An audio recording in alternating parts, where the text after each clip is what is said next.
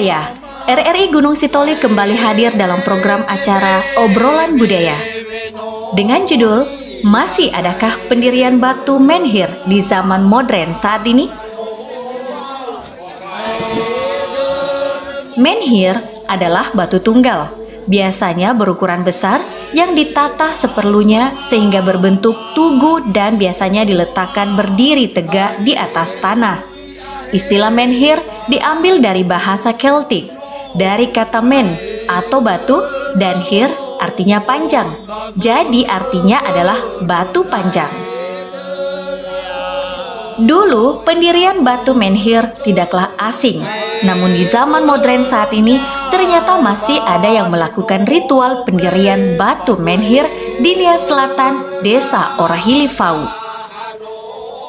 Tujuan mendirikan batu menhir ini merupakan salah satu simbol mengenang sekaligus menghormati para leluhur masyarakat setempat dengan berbagai prosesi adat. Kami pun penasaran bagaimana batu menhir ini diangkat dan untuk siapakah batu menhir ini didirikan serta sejarahnya. Yuk ikuti kami menuju lokasi Desa Orahili Fau, Kecamatan Vanayama, Kabupaten Nias Selatan bersama tim Obrolan Budaya.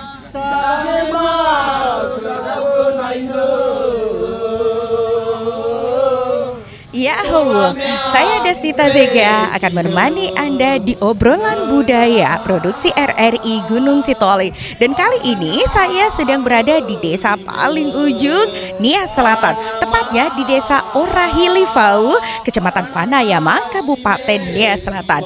Ada satu hal yang unik yang dilakukan oleh masyarakat Desa Orahili Fau, dan kabarnya tradisi adat ini adalah kali pertamanya dilakukan setelah berabad-abad lamanya. Ikuti kami di Obrolan Budaya produksi RRI Gunung Sitoli.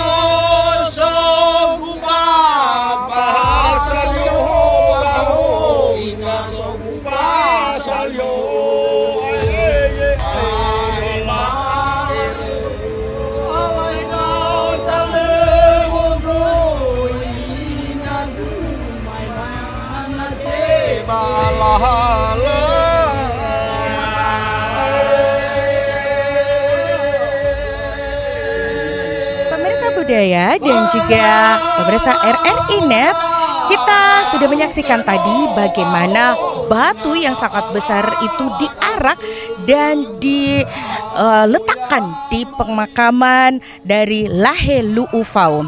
Dan kira-kira seperti apa sebenarnya prosesnya dan juga bagaimana ya ini bisa terjadi. Nah, saat ini kita sudah bersama dengan cicit dari Lahelu'u Fau, yaitu Bapak Taruna Wau. Selamat berjumpa Bapak. Ini kali pertama berjumpa dengan Bapak. Bapak, saya penasaran, ini sebenarnya ide awal untuk Fanaru'e batu ini, ide awalnya itu bagaimana Pak? Mungkin bisa dijelaskan kepada pemirsa kita? Baik, terima kasih dengan pertanyaannya. Satu pertanyaan yang bagus sekali. Ide ini bukan lahir secara kebetulan, tetapi sudah puluhan tahun sudah direncanakan. Itu satu. Kedua, di tahun ini desakan dari leluhur, salah satu cicitnya didesak melalui marwah. Maka cicitnya itu menjumpai semua cucu cicit almarhum yang sudah ratusan tahun untuk diingatkan sesegera dilakukan pencaharian di mana makam beliau. Dan setelah diketemukan, maka dilakukan bukan ide.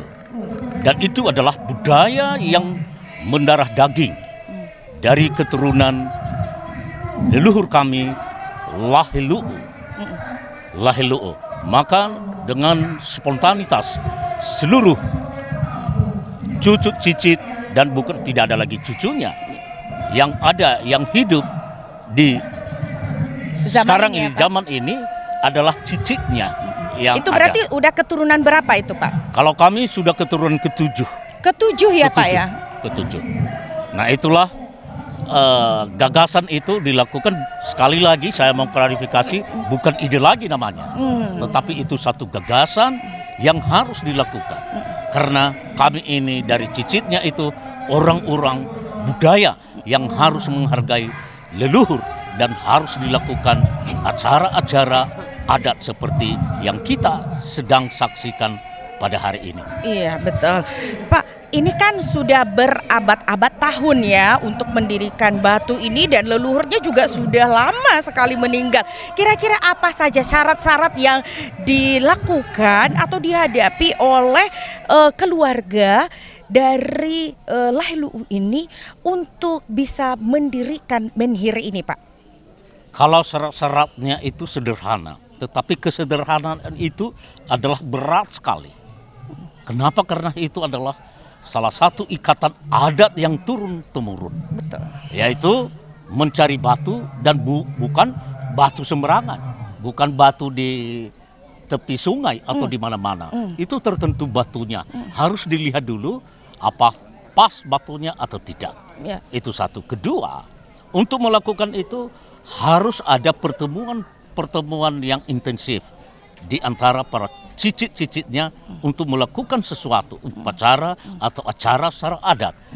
Terbukti hari ini itu dilakukan acara syukuran dan melakukan bukan syukurannya tetapi secara adatnya. Kalau syukuran itu adalah agama. Karena agamanya maka dilakukan syukuran. Kalau dulu di zaman dulu itu tidak ada itu, tetapi itu dilakukan secara ritual budaya yang ada khususnya di Orahili ini dan di Bawah Mataluo. Itulah ada potong babi. Nah, persoalan potong babi kita lihat hanya begitu saja banyaknya, yang seharusnya itu ratusan ekor itu. Tetapi kita tahu di zaman ini, apalagi barusan terkena sekepulauan Nias itu virus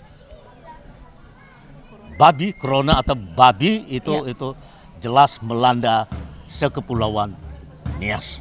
Itulah hanya sesederhana saja, tetapi tidak mengurangi makna dari budaya itu sendiri. Artinya syaratnya sebenarnya tidak terlalu susah ya Pak ya? Tidak terlalu susah. Iya, oke, baik. Nah, saya juga penasaran seperti yang disampaikan tadi bahwa ternyata batu ini adalah batu yang tidak sembarangan. Dan saya juga tadi ikut menyaksikan bagaimana arak-arakan batu ini diangkat. Nah, saya penasaran Pak, ini batu ini berasal dari mana kan Pak? Apakah ada syarat-syarat khusus untuk mendirikan batu ini Pak, batu pilihan ini? Kalau syarat-syaratnya sih sebenarnya nggak ada syarat-syaratnya, tetapi harus ada pilihan. Batu ini, makanya tadi saya jelaskan bahwa tidak sembarangan batu. Ya. Artinya harus dilihat dari bentuk batu itu sendiri. Kalau batunya itu ada di Sungai Buaya, itu dekat desa ini, itu dulunya batu atau daro-daro yang besar-besar itu, baik di Orahili ini, apalagi di Desa Bawah Mataluo, semuanya dari batu buaya. Itu batu tidak sungai jauh, ya Pak? Batu sungai kurang lebih 500 meter dari sini. Itu batu buaya. Kemudian batu ini juga ada di Hilinawalufau, di Ulu Hesi namanya. Disitulah dilihat dan ini adalah petunjuk dari leluhur nenek moyang kami itu sendiri. Nah, dapat petunjuknya itu dari mana Pak? Petunjuknya itu melalui bukan mimpi, tetapi langsung. Ya karena ada yang istilahnya ada yang bisa melihat arwah langsung. Mereka bisa berbicara. Kebetulan cicitnya ada itu namanya Hans Martin Wow. Disitulah mereka berbicara dengan empat mata. Dan di situ dianjurkan dan diberikan petunjuk sesuai yang kami sedang melaksanakan pada hari ini. Setelah batunya dipilih Pak, ini kan tadi banyak nih pilihan batu-batunya, batu sungai dan di daerah-daerah tadi yang Bapak sebutkan tadi. Setelah batunya ditemukan, kira-kira ini Pak ya, apa ritual yang dilakukan ke batunya itu? Apakah dipatri atau seperti apa sebenarnya Pak? Kalau ritual-ritualnya itu lagi sudah tidak ada lagi, memakai ritual ada jampi-jampi atau ada baca-bacaan yang kalau dulu digunakan seperti itu ya Pak ya? Ada, ada. Tetapi itu karena kita sudah punya agama, cukup berdoa saja. Itulah ritual yang dipakai, itu berdoa sama Tuhan kita sekarang sesuai dengan agama kita sekarang. Nah, itu. Pak, saya penasaran nih Pak. Tadi kata Bapak kalau Bapak itu sebenarnya ada gelarnya juga ya Pak. Apa semua keturunan dari Lahelu ini itu ada gelar-gelarnya Pak ya? Nah, kalau bangsawan itu tidak hanya Lahelu. Semua orang bangsawan atau yang erat disebut itu si ulu. Si ulu itu bukan hanya ada gelarnya, wajib ada gelarnya. Tetapi ada syarat yang paling utama. Itu adalah itu harus melakukan acara-acara adat untuk meraih kebangsawanan itu sendiri. Kalau hanya dia anak si ulu atau anak bangsawan, belum bisa diberikan gelar bentuk apapun, kecuali dia melakukan seluruh syarat-syarat sesuai dengan adat istiadat yang kita anut. Mulai dari nenek moyang kita dulu sampai sekarang ini. Kalau boleh tahu nih gelar Bapak ini apa ini? Nah, kalau gelar saya Tuha Sanurehe Sihone. Dan bukan hanya itu, karena gelar itu diberikan setiap saat dilakukan upacara-upacara adat untuk meraih gelar kebangsawanan. Bukan hanya satu. Untuk meraih gelar kebangsawanan itu ada 11 tingkat. Ada 11 tingkat. Mulai dari Mameda setelah dia lahir, kalau dia laki-laki dilahirkan oleh ibunya, maka wajib dibeda. Mameda dalam arti dilakukan ritual untuk melakukan acara-acara adat secara adat istiadat yang ada. Baik, kita akan lanjutkan lagi obrolan kita, tapi jangan kemana-mana, tetap saksikan kami obrolan budaya RRI Net Produksi RRI Gunung Sitoli.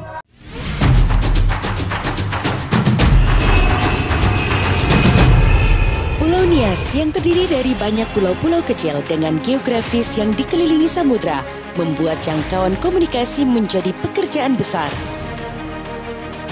Kabar-kabar terkini mengenai seluruh wilayah Indonesia sangat sulit digapai masyarakat. Namun, RRI hadir menjawab tantangan dengan aplikasi RRI Mobile dan RRI Play. RRI Gunung Sitoli dapat didengar bahkan seluruh penjuru dunia. RRI Gunung Sitoli berdiri 13 Agustus tahun 2003 menjadi rumah informasi bagi seluruh masyarakat Kepulauan Nias. Siaran pendidikan, budaya, seni, dan olahraga dapat didengar melalui 2 programa, yakni Pro 1 96,2 MHz dengan program unggulan Dialog Isu Aktual yang membahas topik aktual yang menjadi perbincangan publik dan menghadirkan narasumber yang berkompeten setiap hari. Hadiah Duria menjadi acara yang paling ditunggu-tunggu. Pendengar saling berbagi amai dola atau peribahasa dan salam dalam bahasa Nias seolah menghilangkan jarak dan menjadi pengobat rindu bagi perantau. RRI Gunung Sitoli juga memberi ruang pendidikan untuk anak-anak lewat acara Cerita untuk Anak dan Taman Bermain dan mengajak pendengar bergoyang ceria melalui acara Pro Dangdut. Pada segmentasi Pro 2 yang mengudara di 101,3 FM sesuai dengan tagline yakni Pusat Kreativitas Anak Muda, Sahabat Remaja menjadi program yang paling dinanti dengan kehadiran seorang psikolog yang membahas segala permasalahan yang dihadapi di usia remaja. Ajang bakat dan prestasi atau dikenal dengan ABP menjadi tempat bagi para remaja untuk menginspirasi yang lain untuk berprestasi di segala bidang. Bagi remaja kampus yang ingin eksis melalui radio juga bisa ikut bergabung di acara Numpang Nampang. RRI Gunung Sitoli menjadi satu-satunya radio yang memiliki jangkauan terluas di Kepulauan Nias, memiliki ribuan pendengar setia, sehingga sangat tepat menjadi sarana promosi baik on air maupun off air.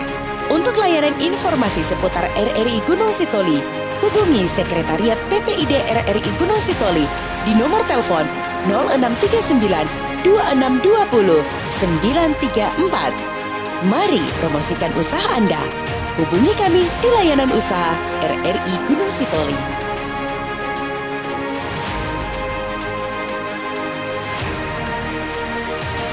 Terima kasih sahabat budaya, Anda masih bersama kami di Obrolan Budaya Produksi RRI Gunung Sitoli. Siapakah sebenarnya sosok dari Lahe Lu'u ini? Kita tanya kembali kepada Cicit ya, Cicit keturunan ke-7 dari Lahe Lu'u Fau ini. Bapak, sebenarnya sosok dari Lahe Lu'u ini siapa, Pak? Kalau sosok Lahe Lu'u ini memang ajaib bin ajaib ini, beliau ini. Boleh diceritakan sedikit ini, Pak? Kalau Lahe Lu'u ini itu dilahirkan dari 4 saudara. Orang tuanya yang bernama Owatua. Jadi anaknya ada 4 orang laki-laki, yaitu 1 Lahe Lu'u, itu sulungnya, kedua Bo'o Fena, ketiga Fena Olie, dan keempat Tuho Geho. Tetapi Lahe Lu'u ini diangkat sebagai Baleji Ulu, yang erat dinamakan itu dari zaman dulu itu raja. Lahe Ulu ini punya kesatrian secara khusus ini. Ada banyak ilmunya. Apalagi di zaman itu disitulah peperangan Belanda pada edisi pertama di zamannya Lahe Lu'u. Kalau Belanda itu menguasai Indonesia, termasuk di Kepulauan Nias ini, tetapi yang harus ditaklukkannya dulu harus desa Orahili ini yang dipimpin oleh Lahe Lu'u. Lahe Lu'u ini tidak pernah takut dan tidak pernah gentar melawan dan mengusir tentara Belanda pada waktu itu. Nah, itulah kehebatan, keunikan dan keajaiban Lahe Lu'u, sehingga Lahe Lu'u dijulukin oleh pemerintahan Belanda adalah Raja Lahe Lu'u yang tidak bisa ditaklukkan. Itu ada, saya tidak tahu bahasa Belandanya, dan bisa kita tahu masih ada di HP saya ada bahasa itu, bahasa Belanda, bahwa oleh Belanda mengakui bahwa raja yang tidak bisa ditaklukkan itu terletak dan di bumi Persada Orahili Fau. Inilah kelahirannya Lahe Lu'u. Itulah hebatnya Lahe Lu'u. Artinya sosok dari Lahe Lu'u ini, pemirsa, bukan hanya seorang bangsawan, tetapi dia merupakan juga tokoh dan pahlawan dalam mengusir penjajah ya Pak ya? Persis sekali, dan itulah yang kita minta dan kami perjuangkan ini sama Presiden Republik Indonesia melalui Kementerian Sosial, Ibu Menteri yang tercinta Ibu Sri Maharini, dengan mungkin melalui Menko Polhukam Mahfud MD, karena mereka lah gawe mereka untuk menetapkan pahlawan nasional.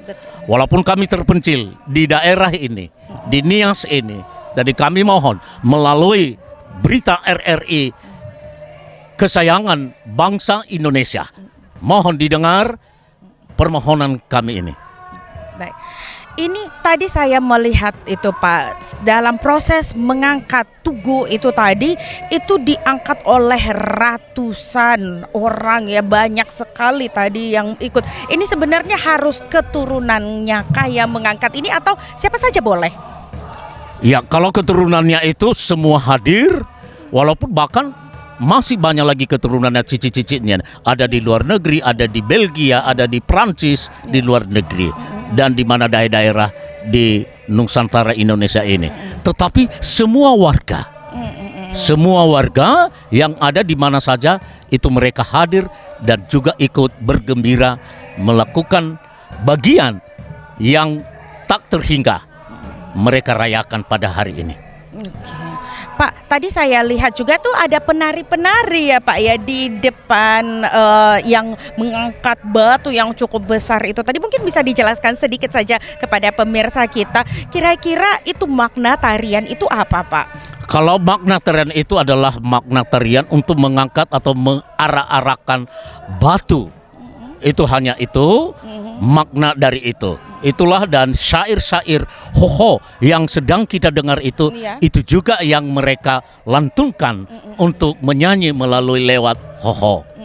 Demikian. Tadi juga ada sempat setelah didoakan ya Pak, tadi juga disebut-sebut nama dari Tuada Laheluu ini. Itu apa, disebut seperti apa itu Pak? Apakah itu disebut hoho atau apa Pak?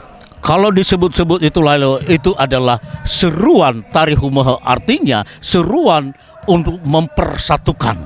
Tari humehe ya Pak iya, namanya? Iya, tari humehe. Kemudian kalau syair-syair hoho itu adalah cerita sejarah beliau atau leluhur kami Laheluu sampai keturunannya, sampai ke cicicinya sampai sekarang ini. Kalau untuk keturunan dari Laheluu ini masih berada di desa ini Kak? Atau sudah terpencar Pak? Kalau keturunan kakek Laheluu ini masih ada, malah banyak di desa Orahili, tetapi jauh lebih banyak di terpencar-pencar.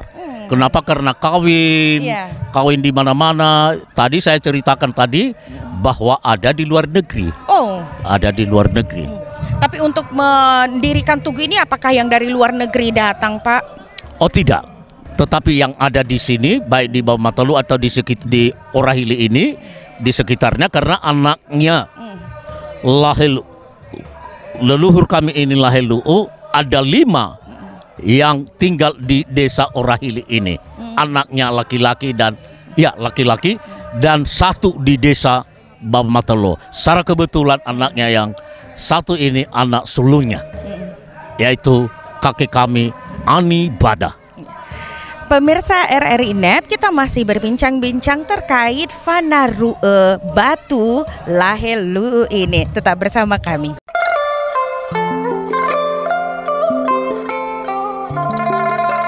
Keanekaragaman tradisi, religi, dan adat istiadat serta budaya dalam kehidupan berbangsa dan bernegara adalah keunikan Indonesia yang harus dijaga dan dipelihara.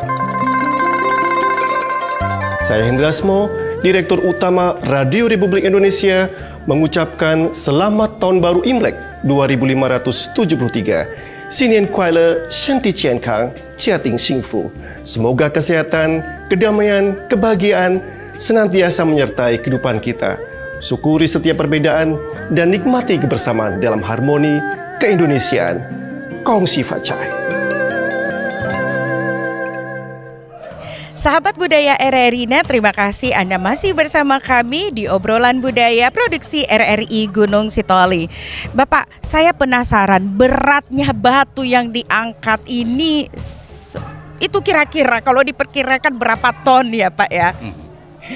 Nah, kalau berat batu ini kita nggak pernah timbang secara langsung. Tetapi kalau dikira-kirakan itu kurang lebih 2 ton itu. 2 ton? 2 ton itu, karena itu namanya batu itu padat betul itu.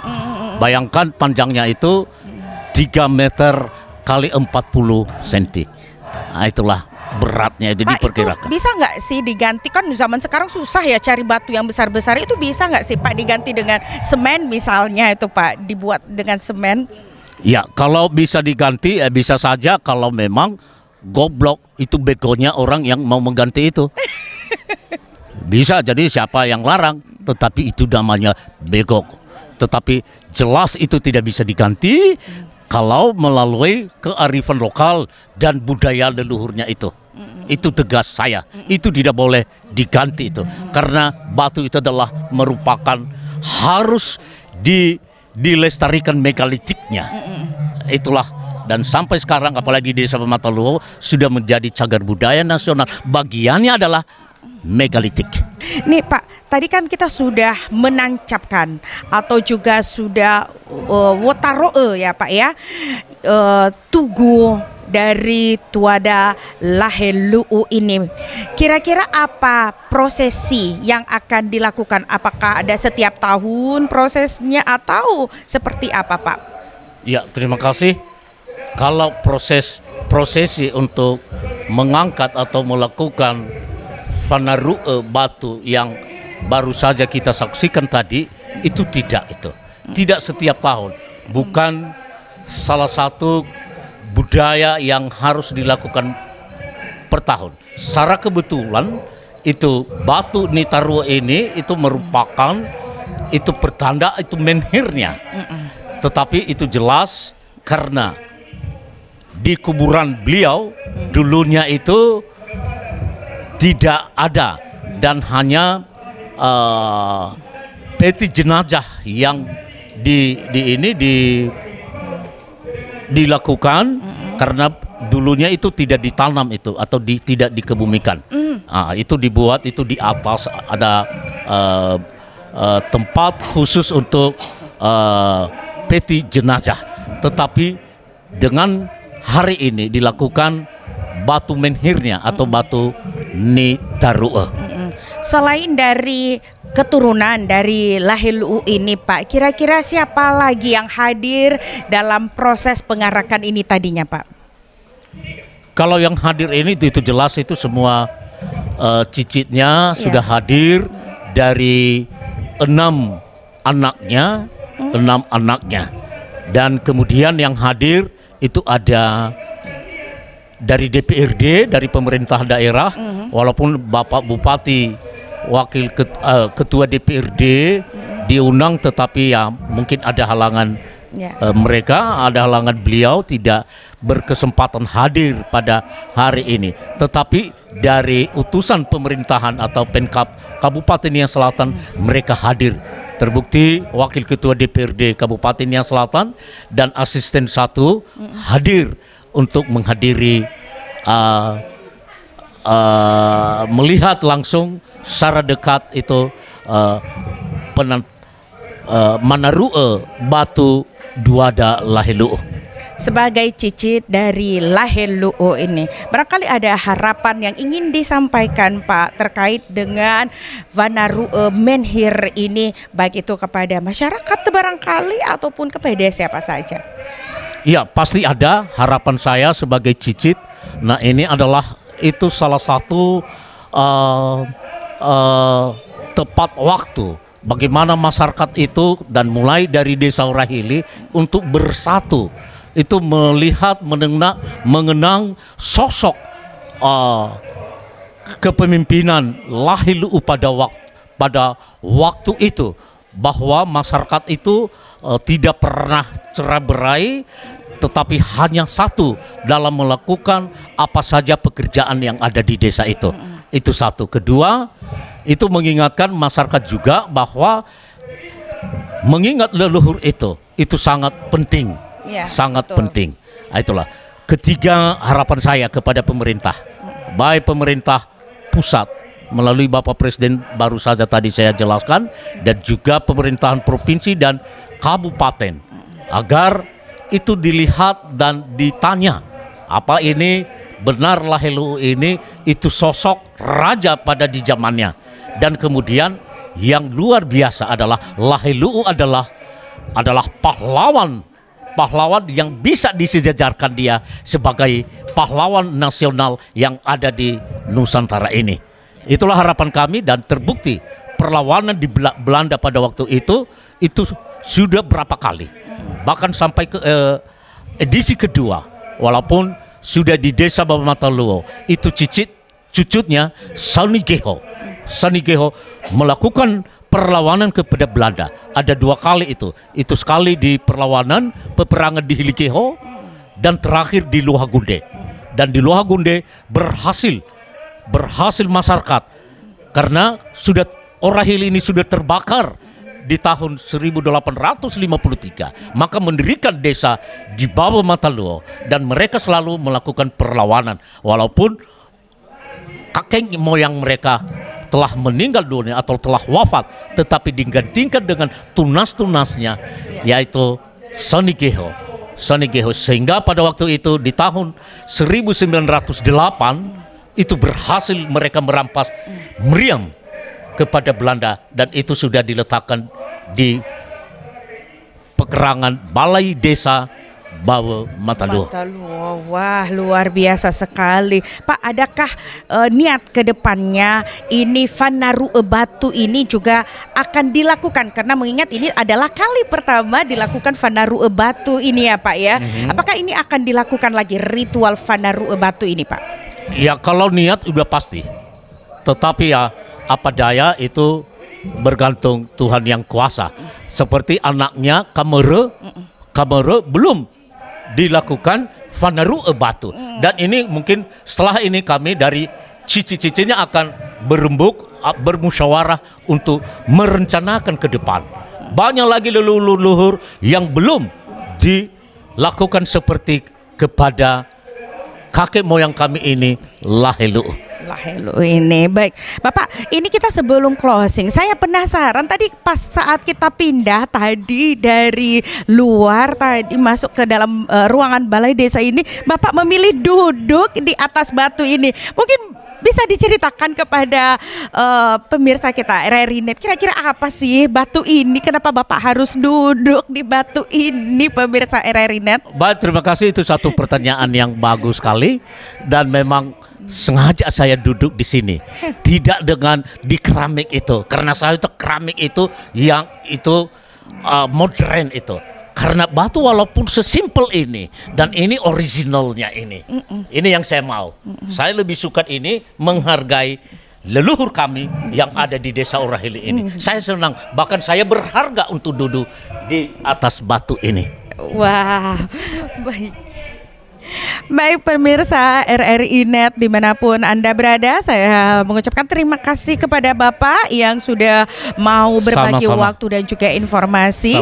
Dan pemirsa RRI.net, budaya kita sangat kaya sekali. Ini adalah cerita dari banyaknya budaya yang ada di Nia Selatan.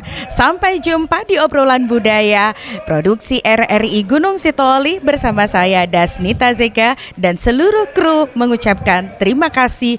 Ya ahum.